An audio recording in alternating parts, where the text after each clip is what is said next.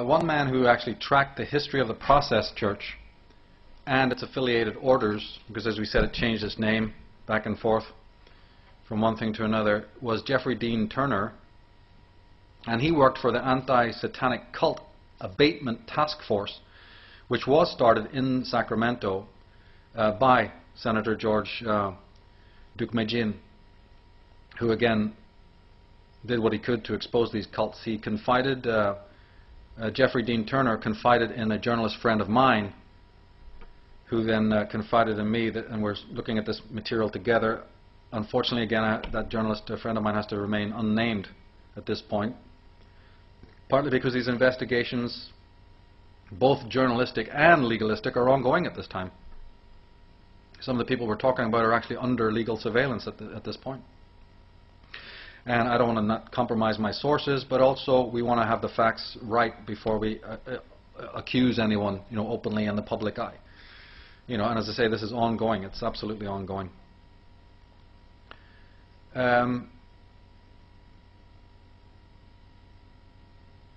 As we said, the order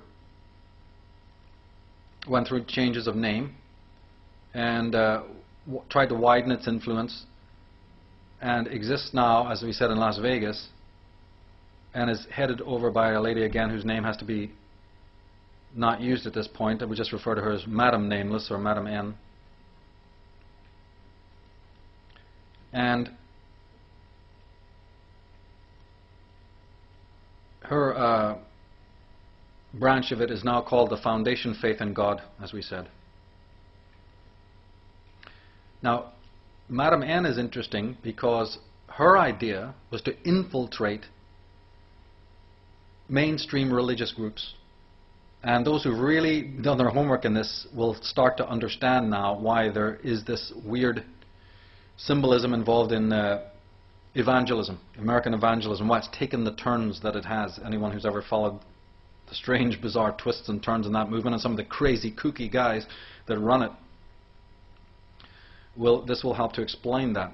She started with the Jesus movement, which was again in the 60s an important movement, and through that her cult then infiltrated the evangelical movements. And again, as I said, anybody who's followed the work of Jim Cairns or Kathy O'Brien or Ted Gunderson and so on, that makes a lot of sense. This order is directly involved behind the Pentecostal movements, especially in America, particularly the Four Square Gospel movement, the Assemblies of God, the Calvary Chapel, which is a direct offspring of the Jesus movement, offshoot of them, and the Vineyard Fellowship, but there's also many others. And if you study Jim Cairns' book, Disappeared Off the Face of the Earth, that is totally about the evangelical orgs. Again, it turns up over there. You see, it's the connecting the dots. He studies it in Southern Ireland. You're right in the middle of the evangelical organizations in Southern Ireland. Same pattern, same symbolism, same crimes being committed. And specifically, when Turner was surveilling Madam N's activities in these churches, he came to a fascinating discovery, which ties into my own work, and that is that he discovered that the Process Church and its activities is not the creation of the 1960s or the hippie movement. Their particular ideology and practices and behavior, he discovered in his own work, far goes back in history, right? Now, not being completely up on history and being more of an investigative journalist type, he thought it originates with a group called the Cult of Mithras, and he's very much on the ball there because that's a solar cult. And we have to define the difference between Mithraism and Zoroastrianism, right? They're not necessarily the same thing, as a lot of people tend to imply. Those who studied my work know I prefer to refer to them as Atonists. But again, it's up to everybody to research it themselves and come up with their own look at it. And the head of the main influence on Madam N, her closest early associate, was none other than the actress we looked at before, Susan Weld, or known as Tuesday Weld. She was the head of the satanic orders during her period of time and was a big influence on Madam N, who's now running the shop. In other words, she was the reigning head of the cult of Venus, or the cult of Dionysus. Remember we said the Hollywood tie-in needs to be slightly differently defined? And that's why I refer to it as a strictly a cult of Dionysus, a Venusian cult. Her real name, Susan Kerr Weld. Susan Kerr Weld, August 27th, 1943 is when she was born. She, well, Susan Kerr, you want the date of birth repeated? It was August 27th, 1943, but again, you can look her up on the internet. Anyway, her family is the Weld family with the E. Her ancestor, Thomas Weld, was an early colonist and staunch Puritan clergyman. The Welds became established as a powerful family, operating one of the most successful clipper fleet ships, which flew under the Black Horse flag. The Welds have been well placed in high-level investment banking, corporate business, and in government for generations, and the Weld sons traditionally attended Harvard. So says Douglas Hawes of the Paranoia magazine, journalist. This is back in 1600, of course. By the way, her mother was from the Scottish line of Kerr, K-E-R. Scotland, again, playing a part here. And her grandfather was the famous illustrator Balfour Kerr. She exhibited amazing clairvoyant abilities or gifts that quickly brought her to the attention of the concealed Druidic network of families that formed the leadership strata of the Illuminati.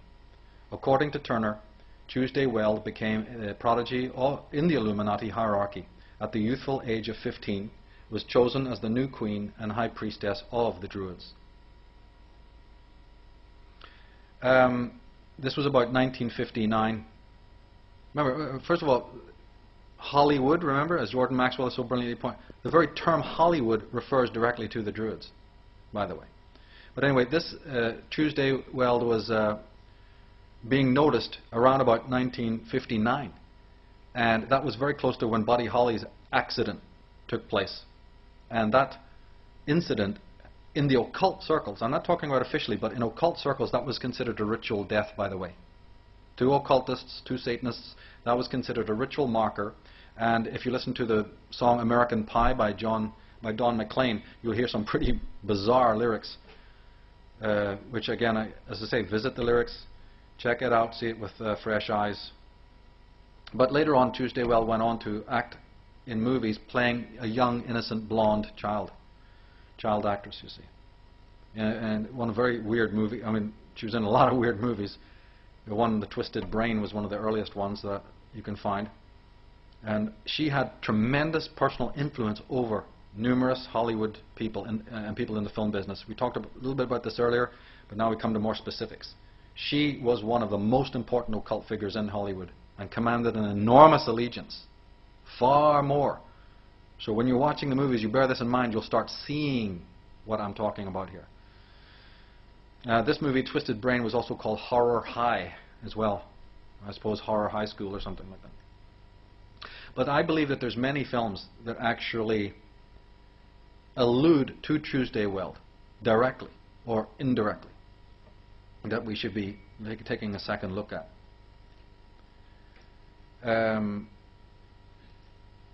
Like Alice, Sweet Alice and Friday the 13th and so on.